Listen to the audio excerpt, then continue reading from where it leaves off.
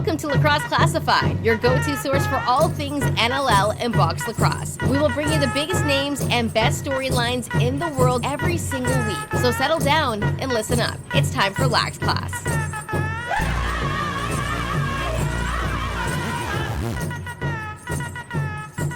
What's going on, lacrosse fans? Welcome back to Lacrosse Classified.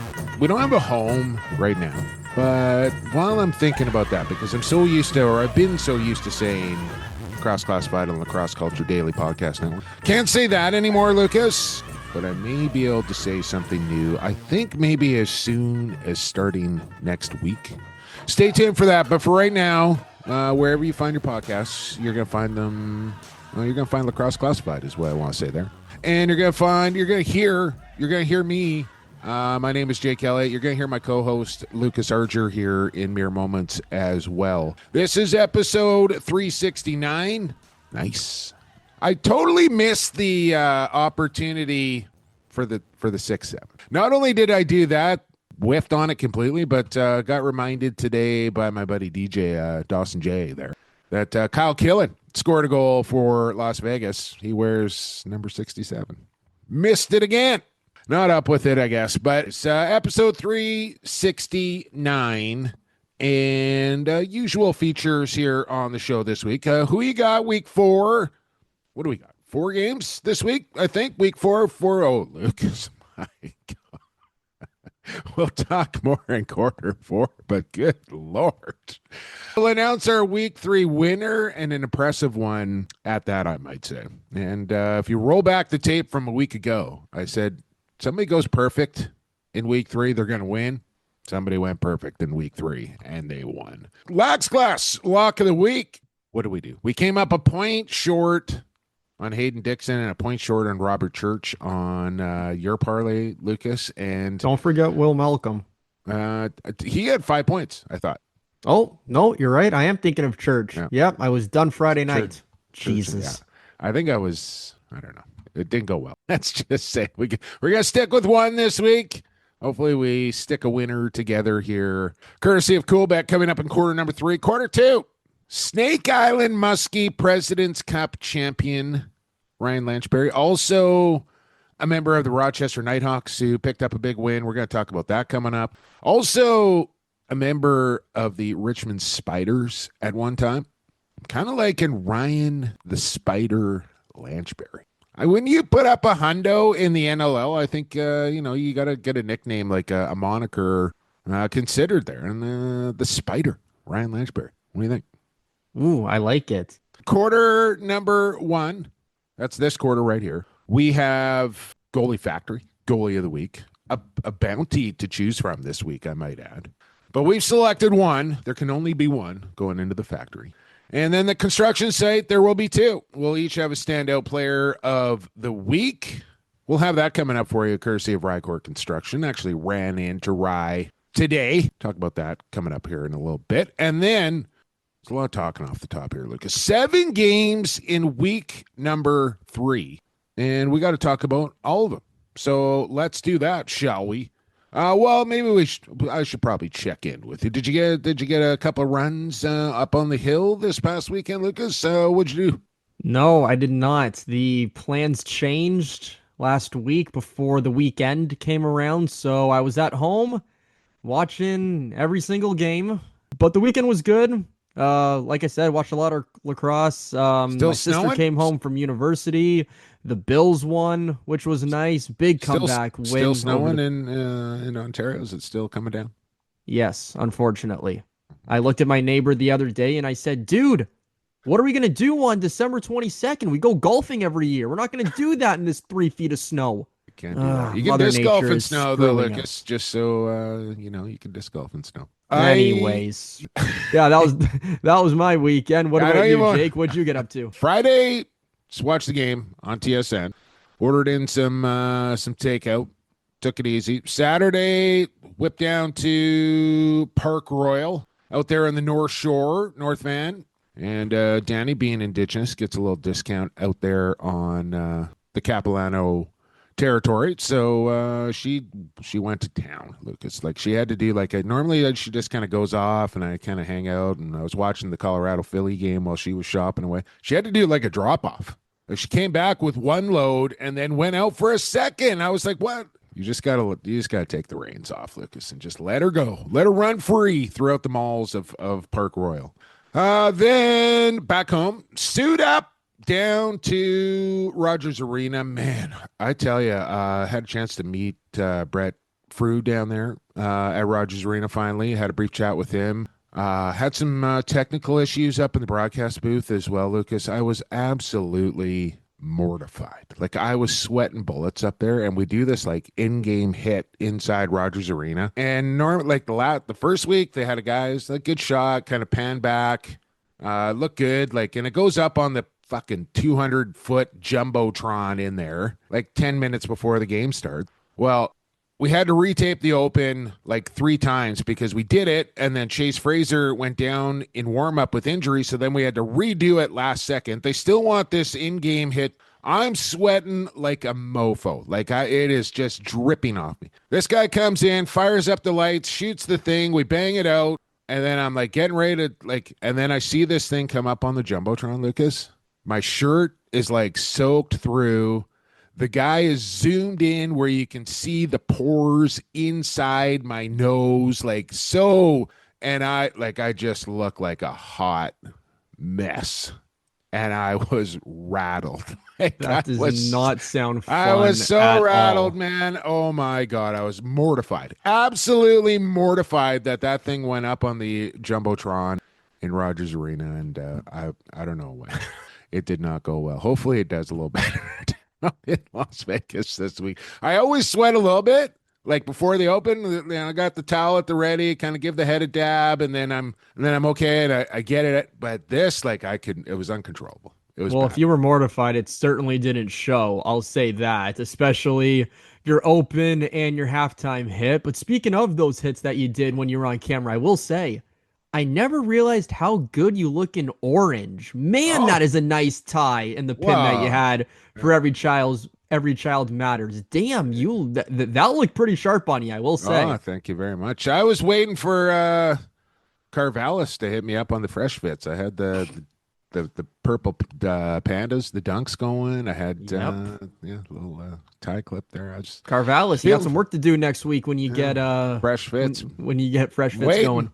I'm waiting. What else can I tell you about the weekend? Sunday, mailed it in. Football all day. Lost all my money on Coolbet. And that was about it. Oh, I watched the lacrosse game as well. So that was good. Yeah, productive Monday, though. Got in the gym. Got some grocery shopping done. Got some game prep done. Booked some meetings. It's all coming up. Busy weekend here. Heading down to Las Vegas on Friday. So got to get shit done. Speaking of getting shit done, and we haven't even got to the games yet. We're going to run long here in quarter one, but that's okay. Been slowly progressing with some technical things. The feedback continues to roll in on whether the classmates would like to see some video of yours truly and you, Largy, and just kind of watch Lax Class while they listen. Had a bunch say, listen, I'm out running, I'm walking the dog, I'm in the gym, driving. I don't care to see your faces when I'm listening to Lax Class. Makes no difference to me. But we have had a few people say, I think it would be a great thing to do. I'm still on the fence here. But I will say, YouTube channel is set up. Now, whether we make it to the airway, it's not going to happen this week, but we're slowly making our way where we may walk down that road. So just stay tuned. Okay. Let's get into it. We got 7 games to talk about here, and we got Ryan Lanchbury coming up. So let's jump on in, shall we? Everybody was on Saskatchewan here for this game, and rightly so after their, appearance in the finals a year ago, their performance in week number 1. Saskatchewan looked like Saskatchewan. They didn't really look like Saskatchewan in Ottawa. I don't know if that's more about Saskatchewan kind of being off a little bit, but no goals in the first quarter here. They kind of got it going through the middle stages, but they bookend it with bagels. And Ottawa went nutso in quarter number 4, and in particular Jeff Teat, and just took the game over and took it away from Saskatchewan. And, after Ottawa's week 1 performance against San Diego, where they got, down 6-0 in that game right out of the chute, they kind of battled back, but they couldn't climb the hill. I feel like there was some pressure here on this Black Bears team and Dan McRae and kind of everybody, even just 2 games in, and they responded. They answered the bell here, did the Black Bears. Higgy was great in this one, and Ottawa gets to. Even after this first few weeks, I'm convinced that we could see like 9 teams at 9-9 or 8-10 or 10-8, like right in there. Yeah, I think 9 to 11 teams could be 10-8, 9-9, or 8-10 by the end of the year. Oh, definitely. That would be fun for our boy Evan working out all of those different random possibilities. I know he would be hard at work, but getting back to this game, I'm not sure if the Sask offense just couldn't produce in the fourth, Jake, or if this Black Bears defense just found a way to just lock them down for 15 minutes. I think it's more so the latter. When I've seen Dan McRae coach and junior in the OJLL, he always preaches to his defense, especially in the third period, lock them down in the third. If we get down in the first or the second, that's fine. But as long as the defense does their job in the third period in the summer, then the offense will take care of the rest. And I think that's what he's preaching to the Black Bears here. You do your job in the fourth quarter, and the offense will just do what they do. But as long as the D does ABC, everything will go according to plan. And I think it did for Ottawa as they got a 3-goal win here over the Rush. The jacket, the Black Bear jacket. Did you see the post-game celebration? I did. Oh, man, I'm liking it. That thing's pretty gangster, putting that thing on out in the town. Ottawa, not enough fans in that building once again. No, I don't like it.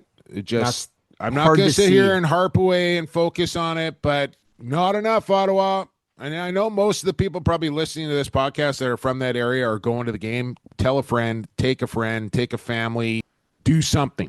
That's all I'm going to say. Colorado, Philadelphia, nice crowd in Philly, I will say, for their Wings, taking on very much so the Colorado Mammoth, who were impressive in week 1, 10-7 over Vancouver. And a lot of people, most people, as I look up and down the Who You Got standings here, were on the Colorado Mammoth.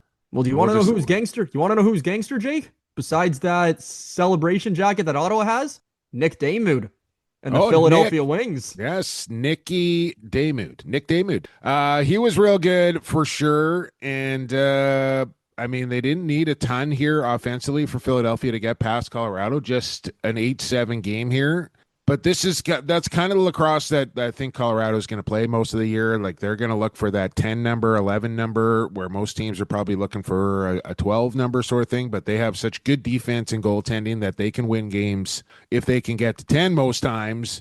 But they couldn't get to 10 against Philadelphia this week. And, very similar to everybody being on Saskatchewan against Ottawa, I think most, if not everybody here except for maybe our week 3 winner was taking Colorado in this game. Give Philadelphia a lot of credit here. Like, I think they played a heck of a game and beat a really good Colorado team on the road. And who knows if that kind of morning start and the travel and everything played into it or not, but both teams had to do it, and Philadelphia just did it a little bit better. Yeah, they did. They were able to. I wouldn't 53 saves for Damude compared to 35 for Dylan Ward. Like, I feel like Colorado could have easily won this game, but Damude was probably the reason that they won. He was. Yeah, I will wholeheartedly agree with that. For his first action of the season, looked very solid. He looked like how we saw him at the President's Cup in Whitby, solid all week, and he looked to be solid all game here. But speaking of the President's Cup, one of his Snake Island teammates. I missed that. Yes, Sinfield. First NLL goal for the kid. And I will say, me personally, I had him scoring, but not from his wrong side.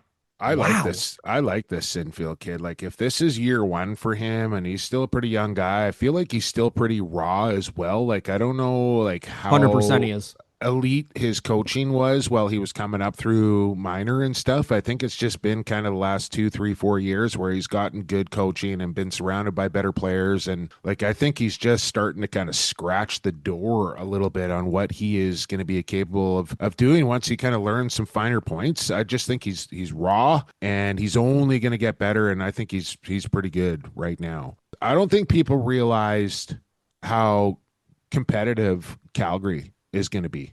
I know they start out 0-2 here, but clearly they can score goals.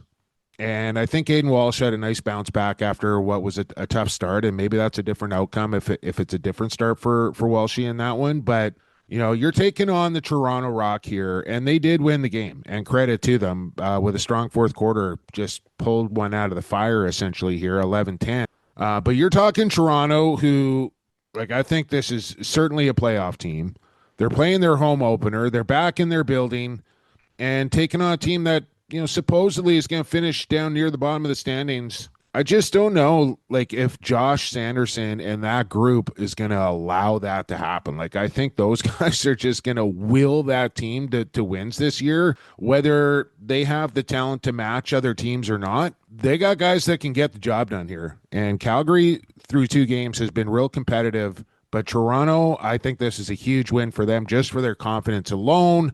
To get that one under their belt, you know, win their home opener and get things going here this season, because Toronto, after last year's start, like, they didn't want that 0-2 staring at them either. So a good win for the Rock and another good competitive game for Calgary. They're going to get their fair share of wins this year too. You want to know who else was competitive in this game and who looked really good? Noah Manning. He looked really solid, very agile. He was working the one-on-one game on that right side a lot. So saw him score a good goal, making a move around one of the best defenders in the league in Latrell Harris. So great draft pick that the Roughnecks picked up. No, it was great.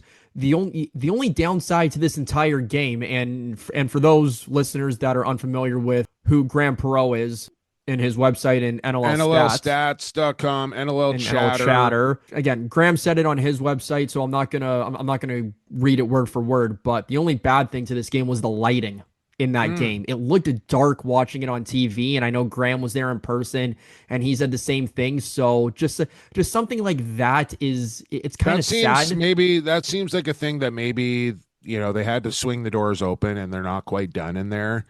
Maybe I can try and find out more, but that seems like a thing that is pretty fixable. Like, I think you can add lighting if you need to add lighting. Like, that doesn't seem like a insurmountable challenge if it is in fact one.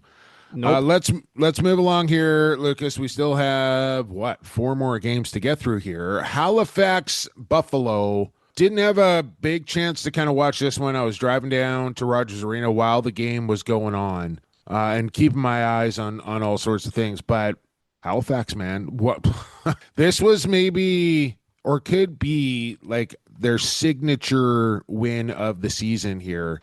You wondered, right, whether after that performance against Oshawa, was that flash in the pan there a little bit, or was that what we're going to see here? And to go into Buffalo and hold the Bandits to 8, and with the dramatics down the stretch there, Warren Hill did it again. He looks like he is locked this season. And I know we're 2 in here, but this seems like a different kind of looking mindset-wise Warren Hill. And Clark Peterson, absolute ice water in this kid. Almost gets the buzzer beater at the end of regulation. Didn't count. Screw it. Doesn't matter. I'll go do it in overtime. And Clark Peterson, a little flair for the dramatic there, gets the winner for the road team.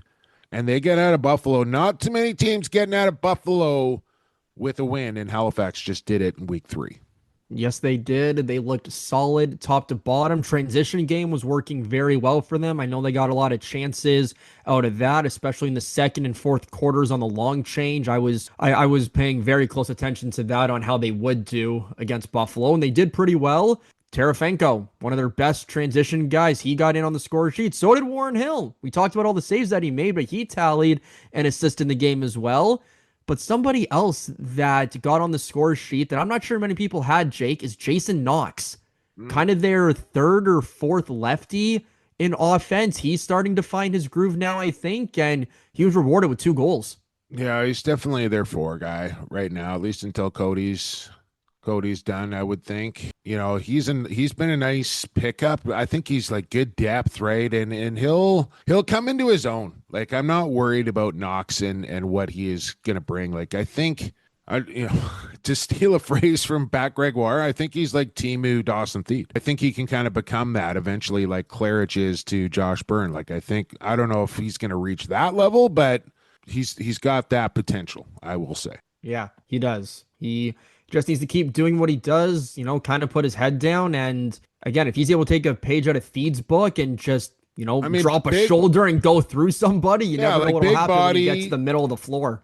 big body, good hands, the feet are there. Like I think the touch just has to come, the finish, and you're going to see Knox score a lot of points in this league. Well, I'll tell you Look, who did have the touch, the Georgia Swarm.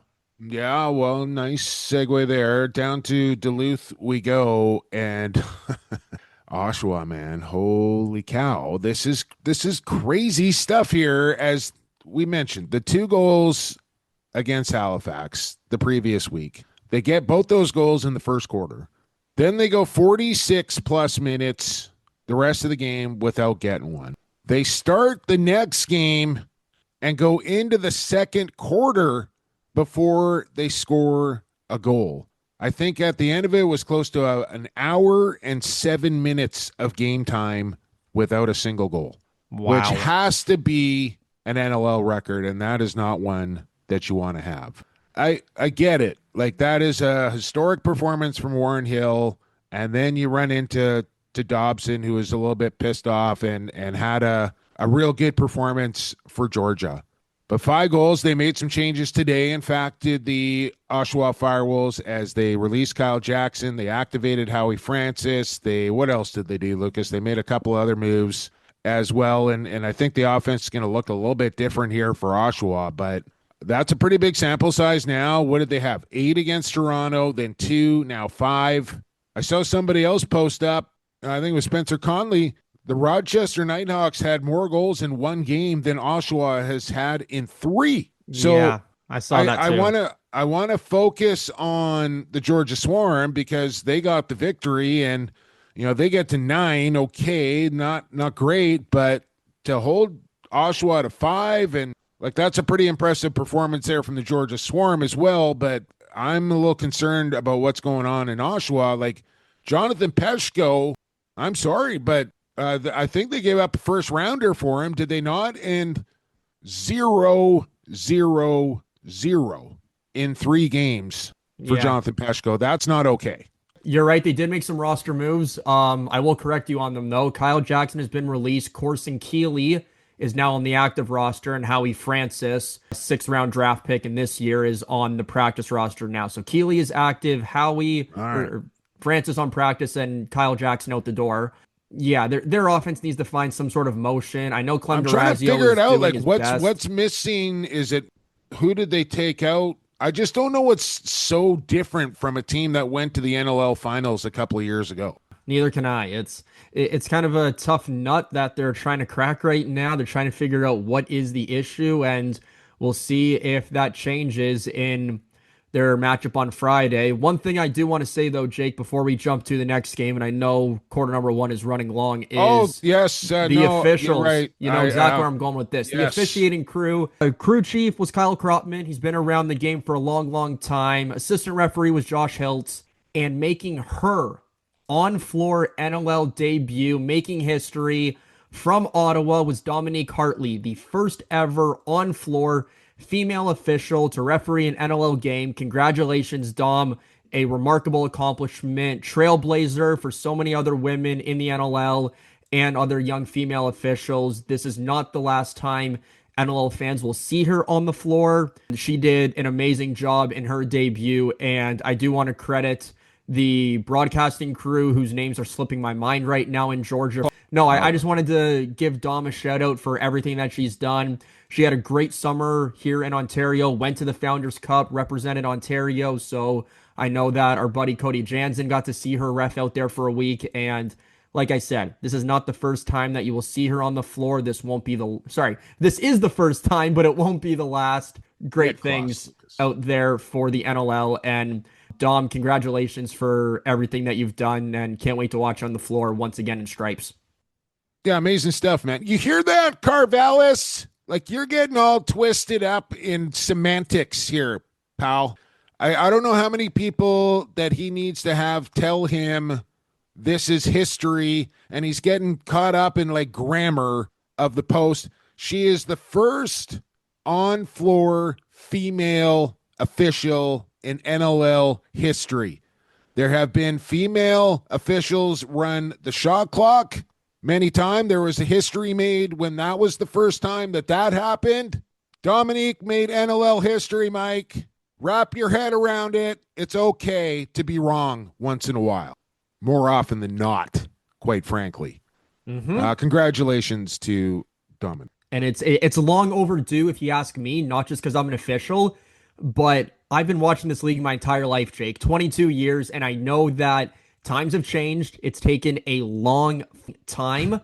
Like I said, it's long overdue, and I'm happy that she was the first one to do it, and I know she's an inspiration to everybody, and she'll continue to do great things. Well, that was going to be my RyCor standout player of the week, Lucas, but you just screwed that right up, so I'll have to select somebody else now. I'm not going to apologize for that. She needed a big shout out, but it is what it is. From one team in yellow to a team in bronze, if you want to call them that, or gold. The Vancouver Warriors were in bronze. Come on, man. It's bronze/gold. I'm not sure what color Vancouver is. It's gold, is. Lucas. It's gold. Bronze.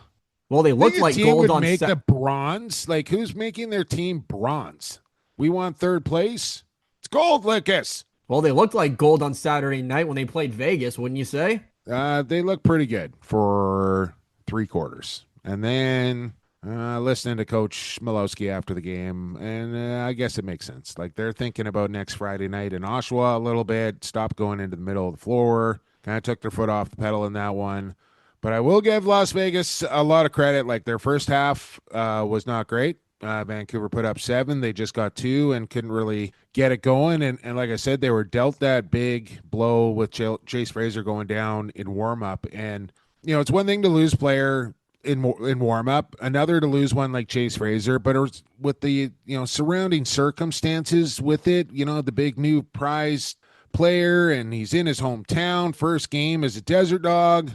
And then to have that happen in warm-up had to be a bit of a mental hurdle to get over as far as the team went. And it kind of looked like it in the first half. They put up 7 in the second half. Vancouver got 8, but like, I don't think the score really flatters one team or another here. I think this was more about Vancouver kind of making a statement and being pissed off after a disappointing loss in week 1. And it didn't matter who the opponent was. They were going to kind of flex their muscles in this one. And I'm not concerned about Las Vegas as a team here. Like, I think it's going to be a much better effort for their home opener. The one thing I am interested to see is the goaltending situation.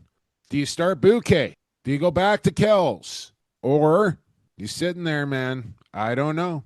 Like, I am not Sean Williams, obviously, and he has more lacrosse knowledge in his little pinky finger than I will ever have in my entire body. But if I'm him, this is keeping me up at night. What do I do in net? What do you do? I start Bouquet. I do. He looked good when he came in. Obviously, it took him some time to reset and all that and get adjusted, but he looked pretty good in the fourth quarter for what? He hasn't been in the league in 4 years? 5? Maybe more? Yeah. I mean, he's been playing some senior B and yeah. So, but against NLL shooters, for 15 minutes, he only allowed 1 goal in the fourth. So I say you start him and you see what happens. You know you're playing Ottawa. They have some good shooters and some not good ones. So you give him the net. You see what happens. You hope for the best, I guess. You know you have Kells. Who's backing up? You're going to get back Kells as backup? Yeah. Yeah, if I start Bouquet, I have Kells on the bench as backup. Me personally, I'm not ready to move Con to active. Not yet. Again, Sean Williams knows more than both of us combined, but I don't think Caleb is ready for active. So again, I'm making my hypothetical prediction: start Bouquet and have Kells back up. One game to go, Jake, and it was Sunday afternoon, 5 p.m. for me out in the Eastern time zone, but 2 p.m. That's right in the middle of your afternoon. Football is right in Yeah. the heart of it, and on ESPN2, nonetheless. They were on national Yes. television. Yeah, Mr. Nick Ocello, and always good to hear Cooper Perkins on the call. What was the one he had there from an oopsie to ecstasy was was a beautiful call, and That might be the best words I've ever heard on an NLL broadcast. yeah. Might be. Well, we're gonna have our guest coming up. He had more points than anybody in that game, including 9, 2 goals, 7 assists for Ryan Lanchbury. Connor Fields was Connor Fields. Thomas McConvey might have played his best game as a Nighthawk. Rochester looking like Rochester here. I think the bit their offense for the Nighthawks is unbelievable. Like just ridiculously balanced and good all around. They're nasty. And then to get the performance out of Rylan Hartley, we all know he's a really good goalie. I didn't know he was that good. Like, what were the shots here? 66 shots and 7 goals on those 66 shots for Rylan. And some of the saves, including the one where he gave it away and had to go flying and diving across his crease to stop one. But there were sequences where he was shutting guys down, like Wes Berg, 3 point-blank chances in a row. And bing, bong, bang, and he's kicking out the legs, and he's running all over the place and flipping around. This guy is probably the most entertaining goaltender to watch in the league, and he is as unique as it comes. If they can, again, we say this time and time again, if they can keep him healthy, this Rochester team is a real problem. Confirmed Adam Levy's favorite team. You said 66 shots on goal, Jake, and that is right. You want to take a guess as to how many shots San Diego had, though? Oh, God. Tell me. I mean, let me guess. 98. You are 2 off. They hit triple digits. They had 100 in the game. I mean, I feel like there was big portions of that game where they outplayed Rochester. They did. They just could not score. And Ralphie was on another planet. Yeah, I mean that happens. Like if I'm San Diego, I walk away from that game. I'm not overly concerned that, of course you don't like to lose the game, but his team played well. They played hard, and they just ran into a red hot goaltender, and it just. That's going to happen every now and then. We'll see if Ralphie and the Nighthawks can keep it going, and we'll talk to Ryan Lanchbury about it all coming up as well. So we'll talk more Nighthawks later, but right now it's time to head to the factory. The Goalie Factory for the Goalie Factory Goalie of the Week. Big save, Giuliano. Rebound call, Crime Stoppers. Vince just scored a goalie goal. Jameson somehow comes up with the stop. Larceny. And here's Shane Jackson off the bench. And there's Christian Del Bianco with a stick side save. Goalie Factory Goalie of the Week. And like I said, we could have picked a number of goalies this week. Warren Hill with another great performance. Dobson only allowing 5. Nick Daymood was great. But I think the guy that outshone them all, that's the right word there, right? Outshone them all, was Rylan Hartley of the Rochester Knighthawks. And I don't think Rylan Hartley ever got a chance to go to the Goalie Factory. They weren't up and running when Rylan probably would have went to the factory. But if you want to go to the factory, you can. You should go to @GoalieFactory _ first and foremost. And whether you're on Instagram, TikTok, Facebook, you can find the Goalie Factory @GoalieFactory _ and then all their information is going to be there. Their sign up forms, their link to their website, merchandise. They got all the links in their link bio on their social media handles. So that's the easiest, best way to do it. And get in touch with those guys out there and become better at playing the position of goaltender. And you can not only do that in person out there in Langley, but you can also do it over the Zoom. Have online coaching here, training programs. They got it all going on at the Goalie Factory.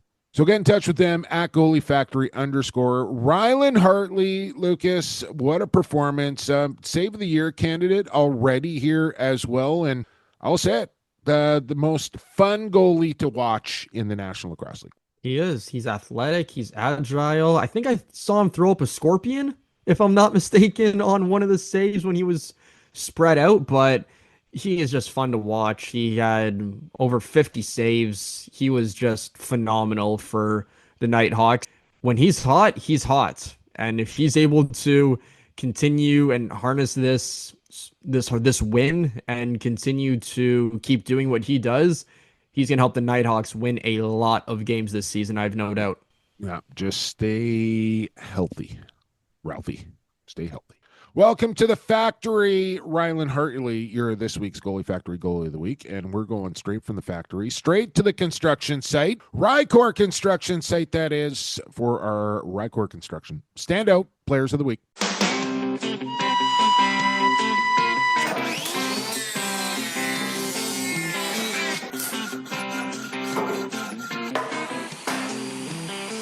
I'm a hard-working man.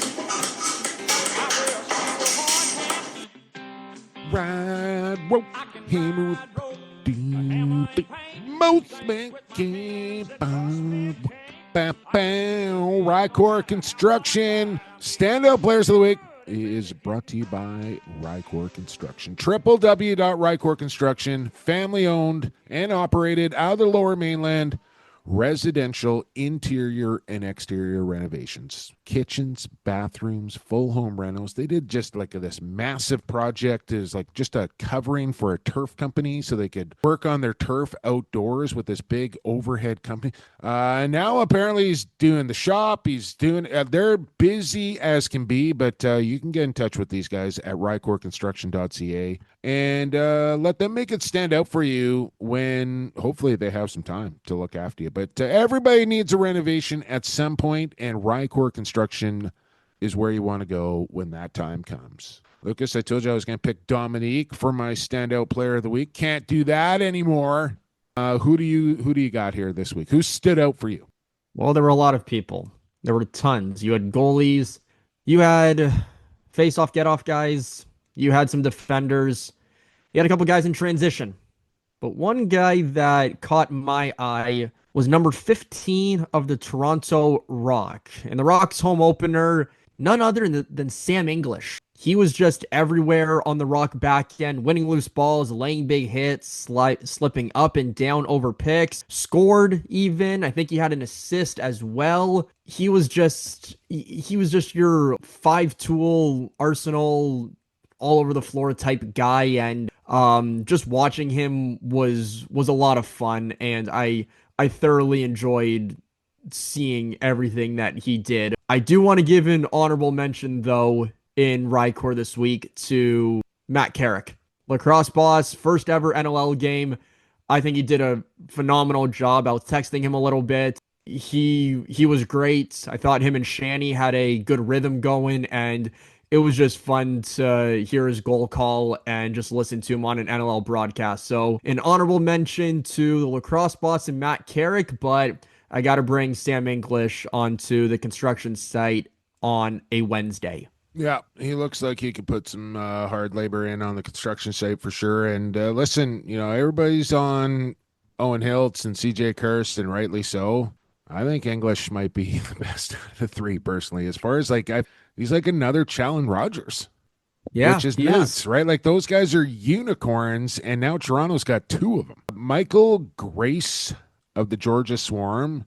I think Patty Gregor had the take as well as far as Rookie of the Year conversation goes. Michael Grace, and I don't know if it's the same Michael. We got a Mike Grace in who you got. I don't know if it's this Mike Grace. It's not the Mike Grace down in San Diego, my boss down there either. So I don't.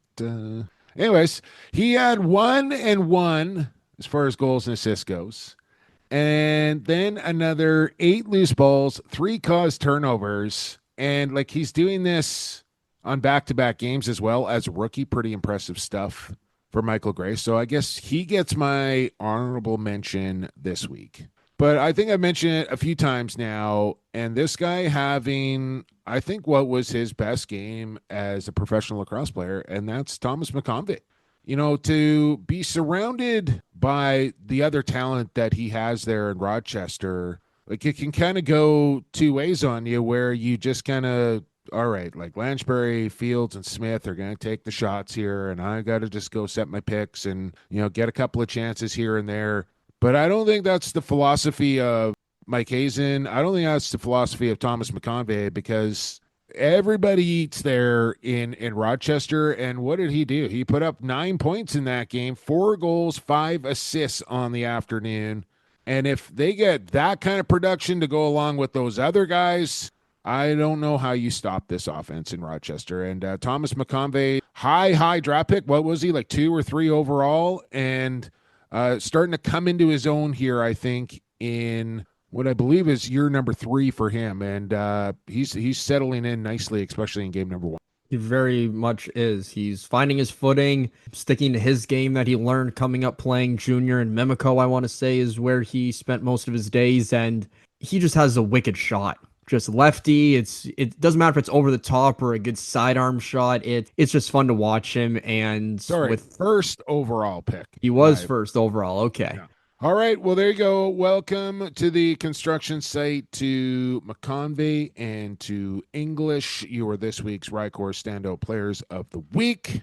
And we got to get to break because we have coming up in quarter number 2 of the Rochester Knighthawks, Ryan Lanchbury. Stay with us and stay classified. This is Warren Hill, and you're listening to Lax Class. Welcome back to Lax Class. We're into quarter number 2, and quarter number 2 is brought to you by Edge Dynamics. They are at Edge Dynamics Digital on social media. They are at edgedynamics.ca. That's their website.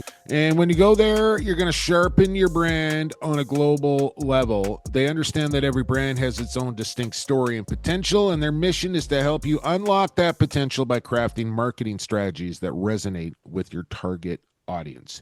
And then that drives measurable results. Makes sense to me. It should make sense to you. And if it does, then give the folks at edgedynamics.ca a wrangle and let them help take your brand to a global level, as we'll welcome back Ryan Lanchbury of the Rochester Knighthawks, also the President's Cup champion Snake Island Muskies. We're going to talk a little Muskies here, Lanch, but also Richmond Spider, if I'm not mistaken. And I was talking to Lucas off the top, and I kind of like to give players from time to time a little bit of a moniker. We got the Mailman, we got the Cyborg, we got the Hammer from Messenger. How you feeling about Ryan the Spider Lanchbury? How you feeling about that? Welcome back. I like it. You can run with it, Jumbo. All right. Good stuff, man. Well, why don't we start with the Muskies? Because we had you on, I don't know, just under a year ago, I would say. And we were heading kind of into the summer season. A lot's happened since then, man, including a President's Cup championship in Whitby with the Muskies. I've been at a bunch of President's Cups in a row.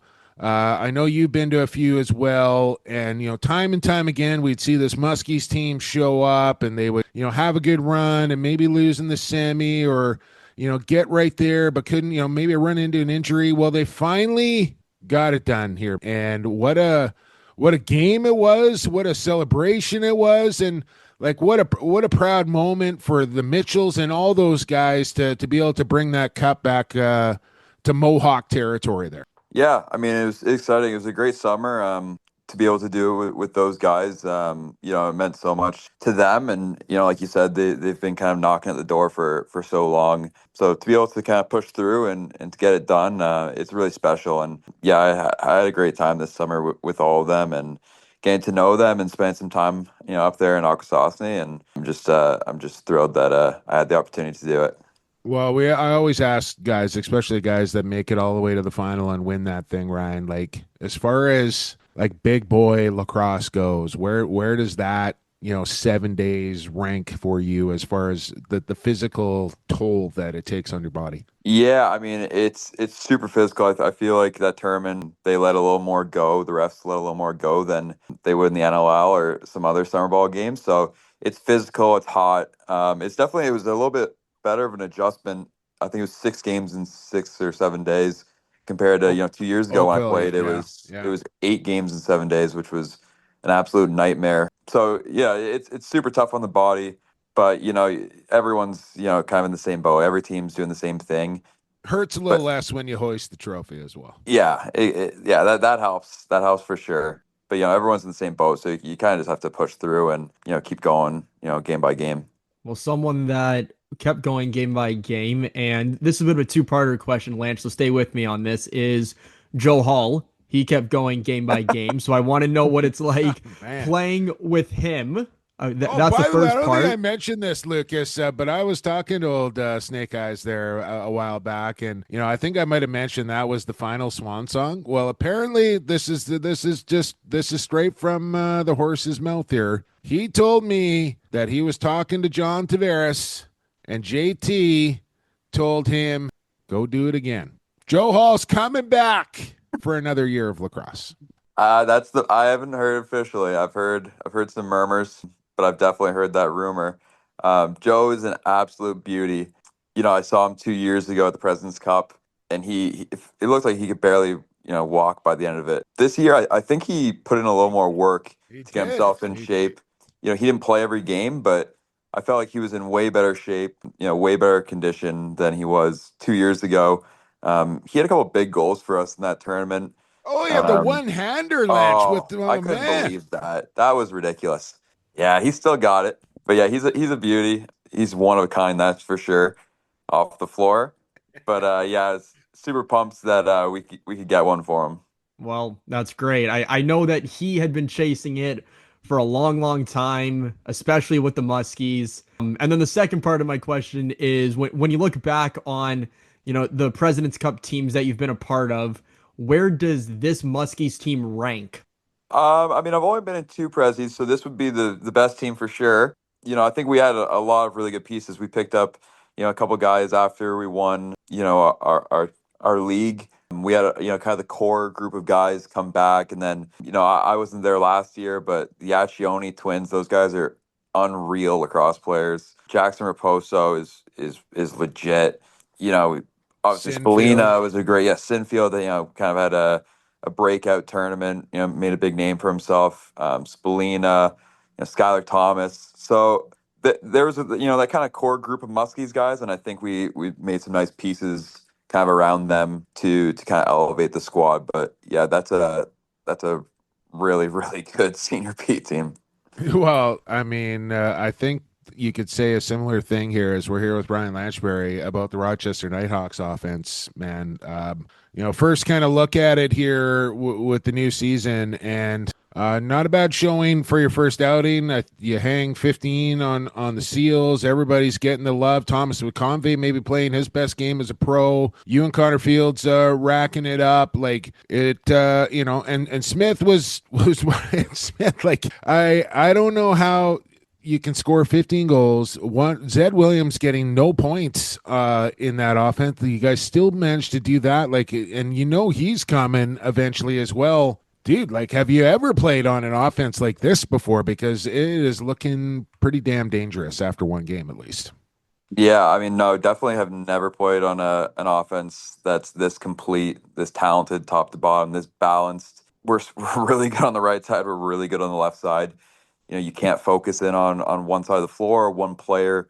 There's just too much skill. There's too much size. So I think when we're all playing well, we're going to be a really tough group to compete with. But by no means can we just show up and win games. That just doesn't happen in the National Lacrosse League. But I think if we're bought in, we certainly have all the pieces to be a really, really tough group to play against.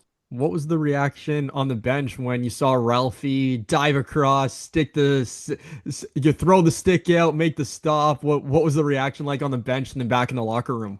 I mean, the reaction was ridiculous on the bench. Yeah, I normally sit down on the bench, so I didn't see it, actually. I think I was having a squirt of water, but I heard everyone just go crazy, and I kind of stood up and looked, and Ralphie was doing the scorpion in front of the net. So I figured that, something crazy must have happened, but that's Ralphie being Ralphie, essentially, though, right? Like, yeah, that's not the first time he's had to do something. Yeah, I haven't seen anything quite like that with him, but I've seen a lot of similar stuff. He's looks like he might be out of position in practice, and you have a whole net to shoot at, and then he throws his whole body across and makes a ridiculous save. That's just who he is. That's his style, and that's one of his strengths is kind of making these saves that are kind of Yeah. unthinkable and where you think you might have a nice layup. Talk a little bit more about that, Ryan, because like I think most of the pundits and probably myself included have been saying like if Rylan Hartley can stay healthy, this Rochester Knighthawks, and that's not to take anything away from Hutch because I think when he gets in there, he's a very good goaltender as well. But there's no doubt to me, anyways, that this Rochester team just seems to play a little more taller when you got 49 in there. And like I feel like when he's in, you guys are a championship quality roster. And not that you couldn't do it with Hutch, but you tell me, is there just a bit of a different feeling when he's in there? I think what we have is two really good goalies, and it's kind of a good problem to have when you got two guys that you're super confident in. I think Ralphie, when he's on and playing his game, he could be the best goalie in the world. I think Hutch each and every week is super consistent. Hutch doesn't have very many times where he goes in and doesn't play well. He's always going to be a consistent, really solid goalie for you. And I think they push each other. I think they're super close. They talk about tendencies and shooters, and they keep each other level-headed. They're very close, and they're two different styles, right? So like we've talked about with Ralphie, like he's all over the net. He's jumpy. He's going to make these ridiculous saves, and then and Hutch is just going to play super super consistent. He's going to play great angles, and That can he's actually going be to a force you to really beat him. That can be a really good thing too. It's kind of like running backs in football a little bit, hey, where you got the speed guy and then you got the beef guy. Where if you want to bang it up the middle, and when you have a like completely two contrasting goaltending styles, that makes it a more difficult scout for teams to prepare. Yeah, yeah, absolutely. I think it's a good thing for us. I know, like when we go into a week, we scout the starter. I'd be lying if I said I normally take a huge look at the backup goalie, and then it happened this week. Dunkerley went in, and he played pretty well for them when he was in there. So it's tough to kind of change up your strategy when you go into a week, focusing on one person and one goalie, and then someone with a different style comes in there. Coming into this NLL season, what has been your biggest takeaway coming in thus far, and what is something that you look back on in that quarterfinal game that you can now use to help this Nighthawks team win? Yeah, I mean, we're a super confident group of guys. I think we've been confident in the past. Last year, we were confident. I think it's just been ramped up to a new level.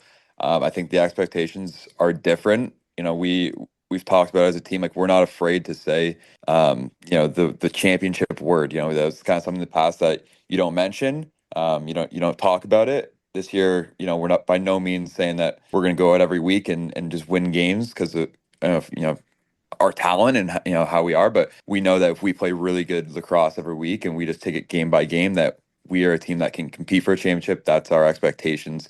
That's our goal. That's what we want to do. And I don't think we're shying away from it this year. And I think in that game last year against Vancouver, we started really slow and got out to a pretty big deficit early. I think we shied away from the big moment maybe and played a little tight. And we made a decent push in the second half to come back, but I think it was just too little, too late. And that's something that we're going to try to fix this year. We're not going to be shying away from the big moment. We're going to go into every game super confident and with super high expectations for ourselves.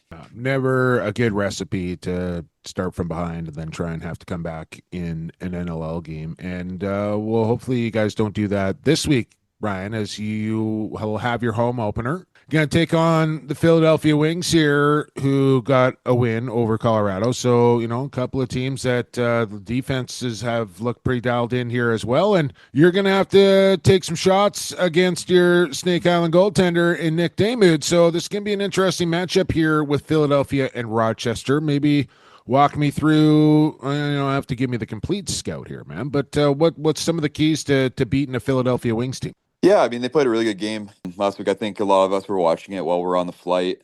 I haven't dove into the film too much yet, but, just kind of the first look at them is they played really hard and, tough style defense. They're fast. Nicky was on fire. I think, he's just a great goalie. And I had the privilege of, being on his team this summer, as you said, and that'll be a little bit of different feeling going against him after playing with him. But I think the big thing for us is obviously we're going to, cut up the film and we're going to have some plays and some things we're going to try to exploit, but for us, we focus a lot on ourselves. We tried to do that last year, kind of halfway through the year. Let's focus on ourselves. Let's have some principles that we go into every game with, getting downhill, coming off the bench with speed, getting through the middle, pushing bodies, finding backs, finishing your cuts, being really smart in transition. Just all really simple, controllable things. And, if we do that and we do that to a high level, I think that we've got, the kind of the guys that can, put up, good games and lots of goals and help our team win. But, those are just like the little small details that we try to focus on. I got some advice for you. Pack a little warmer than you did for San Diego. What a nightmare coming home last night. I know you. I mean, a Sunday afternoon game, so you had the whole day there. Does that sound like you spent a little extra time down there in sunny San Diego? What'd you guys get up to? I know you're probably hitting a few of the regular spots, but do anything fun, like go for a bike ride or do any sightseeing or anything like that? No, we didn't do anything like that. We did when we got there, we went for lunch down on the water, did a nice little walk all down by the water down there. Just so not much sightseeing, but just being outside, get a nice walk in. 80 and sunny, I'm guessing. 80 and sunny, like yeah, every other single day. Yeah, it was somewhere in the 70s. It was pretty darn nice. But yeah, it was a good time. We had some drinks on the rooftop of the hotel after the game, and then we went to Little Italy, had a nice Italian meal, and then we went out for a couple drinks. Love it, man. Well, all right. Have fun in Philadelphia after the game, and good luck to you and the Knighthawks. And as always, man, appreciate your time here on Lax Class, and say hi to the fam as well. Appreciate it. Thanks for having me on, fellas. All right. Thank you. There he is. There you go. Ryan Lanchbury, Rochester Knighthawks. And take it back, Lucas, when drafted by the Georgia Swarm way back when, and it seems like a long time ago now, but it really wasn't all that long ago. And there was a bit of a falling out in Georgia, and then Rochester kind of gave up the pieces for Lanchbury, and you're kind of looking like, do they need Lanchbury? Did they pay a pretty good price for that guy right there? But little did we know, all along Mike Hazen knew, but the chemistry was instant with Ryan Smith. The guy racked up over $100 a year ago. Like, I think he's going to probably do it again in that Rochester offense. And I always say certain pieces just fit together. And that offense in Rochester now with McConvey, Fields, Smith, Lanchbury, Hogg in there as well. Is it Hogue or is it Hogg? It's Hogg. Okay, I think I heard Hogue on the. Did I hear Hogue on the weekend? I thought maybe it was once or twice. Okay, so Hogg, Zed Williams. Like, come on, like the balance, and you can't name a better offense in this the league. different types of players and body types and skill sets. Like, it's just almost like the perfect puzzle has been pieced together there in Rochester. It absolutely has. They could be in the championship mix come May, no question. We shall see. A long way to go before we get there. And still a long way to go on this podcast as we hit halftime. And that means quarter three is next. It's our Lax Class Lock of the Week. After that, who you got? It's all coming up here. Lacrosse Classified 369 is back after this. Associated Labels and Packaging, a fun family company that offers premium quality labels and packaging with unparalleled service. With 40 years of experience, an extensive product catalog, and an ever-growing fleet of equipment, Associated Labels and Packaging is the perfect fit to take your labels and packaging to the next level. Hey, this is Paul Day. You're listening to Lax Class, your go-to source for all things NLL and box lacrosse. Halftime is over. Third quarter action is underway, and you just heard from our friends at Associated Labels and Packaging. Associated LP, I got to run into Mr. Ashworth on Thursday, I think, before I head to Las Vegas. Going to head down there to the compound at Associated Labels and Packaging in Coquitlam. They've been there for almost 50 years now, and they're number one. They're the best in the label and packaging industry. That's because their equipment is top of line. Their catalog is ever growing, and they're always keeping the environment in mind as well when they design their products. So I always say everything needs a label or a package. I don't care what it is. Get it from Associated Labels and Packaging. Go to associatedlp.com. After you do that, wherever you're listening to this podcast, hit the subscribe button, hit the 5-star review button, and then jot down a few words on how much you enjoy listening to this podcast. That will grow the classroom for the classmates each and every week here on the show, and we really would appreciate it if you did all that. And while you do that, we are going to give you our Lax Class Lock of the Week. Lock of the week. Hey, let's lock and load it. I am going to be a very rich dude. Ooh, it's a big lock, all right.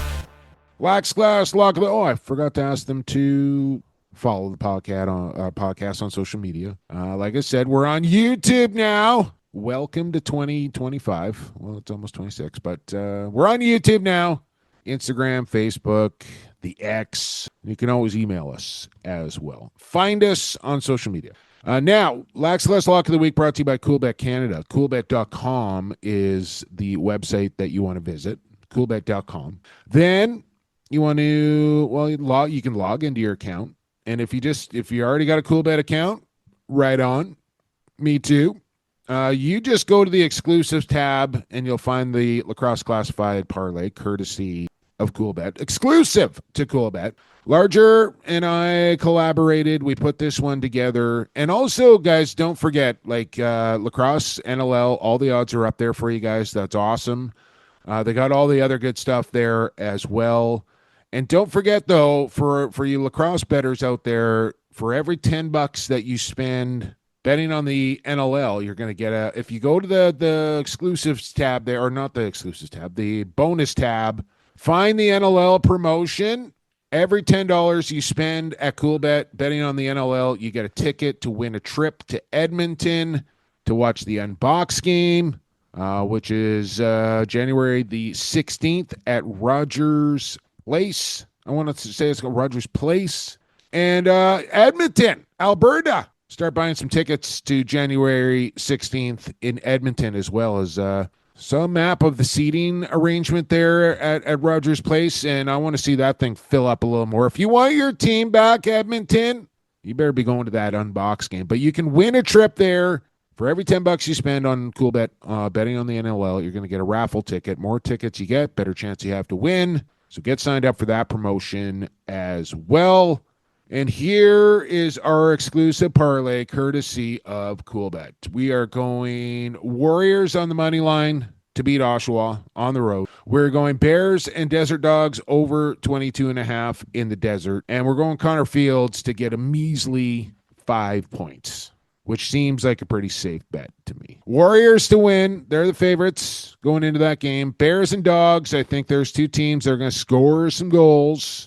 And Connor Fields, he always scores points. Plus 350. So if you throw your Cool Bucks, 20 of them down there, you're going to get 90 back. So Coolbet return to 70 smacks for a plus 350. And lower odds this week than we've done in the past, Lucas. We need a win, and I think this could be the one here. Modest 350. Get down on this, and don't forget to get that bonus money as well by using the bonus code LaxClass. If you're a first-time Coolbetter, you don't have an account, sign up for an account, put in the bonus code LaxClass, and then Coolbet's just going to listen to this. Coolbet is going to give you $200. They're going to match your first-time deposit up to $200 just by using the bonus code LaxClass when you sign up your account. Pretty simple stuff, takes a couple of minutes, and free money. Who doesn't want that?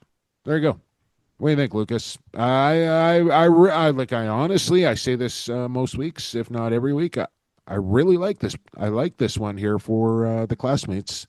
Plus 350 should come home here in week number 4. Let's hope it does. You're right. We do need a win. It's been a couple weeks since we've had longer than that. I can't remember the last time we got a win. I was being modest by saying a couple weeks. I was trying to help us out. But you're right. It has been a long time since we have brought home a parlay victory. So we are in need of one. And yeah, 4 games on the docket. We chose 3 of them. Let's see what happens. And if Vancouver and Fields hits, Jake, then I'm praying that there's a lot of scoring from Lee's Family Forum. I'm praying for that. on Saturday when you're down there. Nothing is guaranteed in the world of sports. So stay cool, bet responsibly, and have some fun while you do it. I mean, honestly, I think it's probably just as fun whether you got 50 cents, $2, $5, $10, $20, like whatever you got. Like, I think you get the same kind of jazz. Just having a little something on it makes it a little more fun to watch, but stay within your means here. Stay cool, bet responsible. That's all we're saying here on Lax Class, and we thank Coolbet for sponsoring the Lax Class Lock of the Week. One more quarter to go here on episode 369, and we'll have it next. You know it. You love it. It's time for Who You Got. This is Austin Shanks, and you're listening to Lax Class, your go-to source for all things NLL and box lacrosse. And now it's time for another round of Who You Got.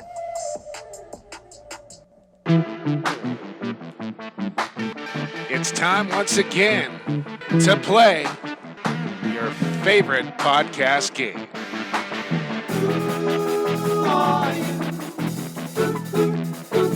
Who you got? Who you got? Who you got? Who you got? Who are you? Who? Well, that was it, Lucas. I think you might have nailed it this week. We'll see if we can working on improve, that. but I don't Trust know if me. you can improve on that. I don't know if you can improve. Trust me, it's been in the Spotify replayed album over the past couple weeks. I've been getting better at it. Okay. All right, let's first off, let's have a look at the overall standings here after 3 weeks of action. A 1-point lead here for Adam DJ Brett. I don't know, he must be a DJ, I think.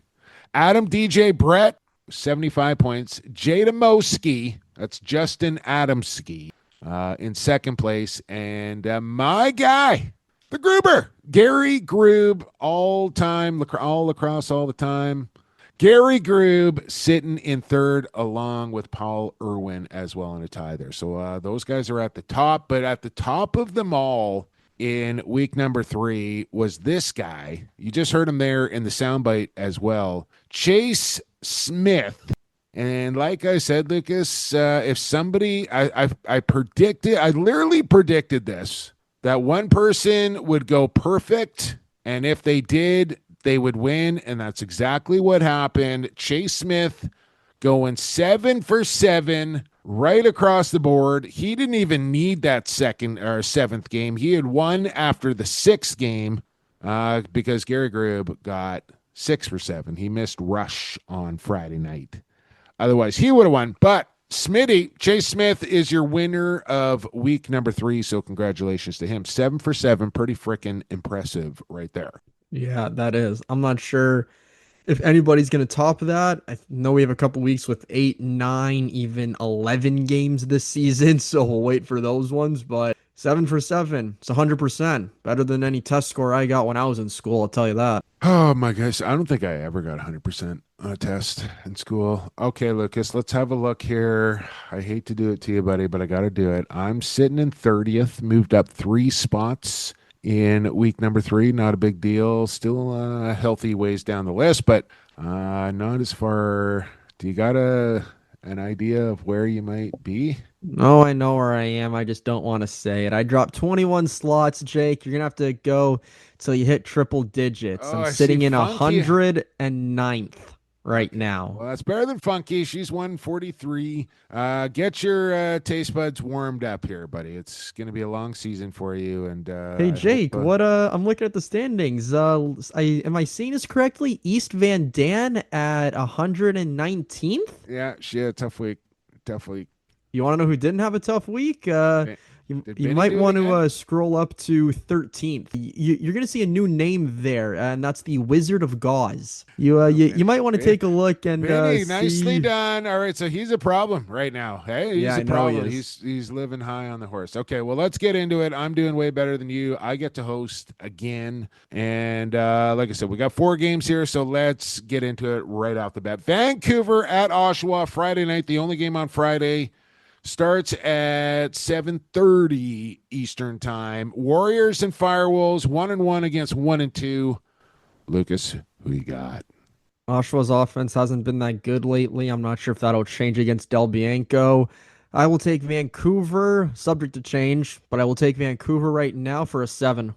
I'm happy to hear it. I'm going to take the Warriors as well. And, man, I think this is my 10 game. 10. Wow. Going for the Warriors. Winks at Knighthawks, 2-1-0 team, Saturday, 7 o'clock. Lucas, who you got? Rochester's going 2-0. They're going to win their home opener, and this is my 10 game. Knighthawks 10. Georgia Swarm 1-1, Saskatchewan 1-1. Hold on. What? Hold on. Who are you taking in Rochester sorry. Wings? You didn't even make your pick. Rochester for a 9 for me. Rochester for a 9. All right, rematch of 2017 NLL Finals. Swarm and Rush. Who you got? I'm liking Saskatchewan. I think Frankie will be able to eke out a victory over Dobson in nets. Rush for, I'll say an 8. Rush also get my 8, which leaves our 7 picks, I believe. And it is Ottawa 1-1, Las Vegas 0-1. Saturday night, all eyes on Henderson, Nevada, Lee's Family Forum. Should be wrapping up that Saskatchewan game just as face-off is happening in Las Vegas. Black Petite is in town to take on the Desert Dogs here. Will Chase Fraser play? I don't know. Bears, Dogs, who you got? Right now, based on how they played last week, I will take Ottawa. I will take the Black Bears, subject to change. Not sure what'll happen if I leave this pick or not. But for right now, the Black Bears for a 9. Going Dogs, and I'm taking them for a 7. So 3 home teams and a road team. Lock in your picks. Highlight the team that you want to take. Put the confidence number beside them. Don't forget that tiebreaker. It's the bottom game of each and every week, the last game of the week. Dogs and Bears this week. Put in your tiebreaker. Total amount of goals. You should probably do this. What do you do after you do all that? Save and apply. Hit that blue button. Make sure those picks get saved into the system. A lot of people missed out on week 3. I don't know whether they've just given up early or whether they just forgot. Some people forgot about the Friday night game, but I mean, I can't keep reminding you to do this. Like there's like about 20. The blue button exists for a reason. Please click it. Well, or don't if you want to help Jumbo and I get up the leaderboard. But come on. I'm sick of helping other people try and beat me at this game. Like, I don't need the extra competition. So if you can't be bothered to make your picks, or you just forget, or you don't hit the save and apply, there's nothing more I can do for you. I'm done kind of giving the tips. Figure it out. Chase Smith did. And he's got a prize pack going his way, courtesy of Coolbet. You could too, if you win a week. And if you win the whole thing, you're going to get a handcrafted hickory wooden lacrosse stick from the good folks at Mohawk Lacrosse as well. And I just sent the Goalie Factory over there to Mohawk Lacrosse. So hey, reply to your email, because I just sent my guy over there for a stick. So hook him up.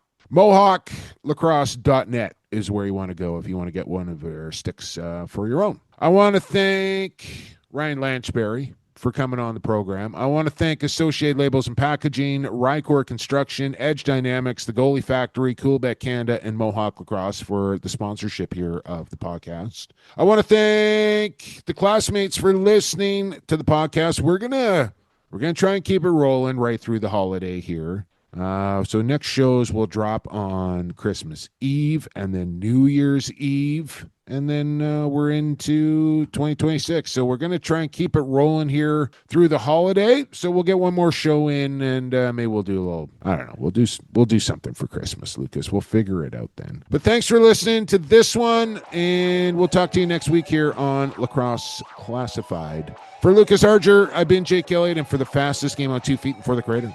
Stay safe, stay healthy, and stay classified.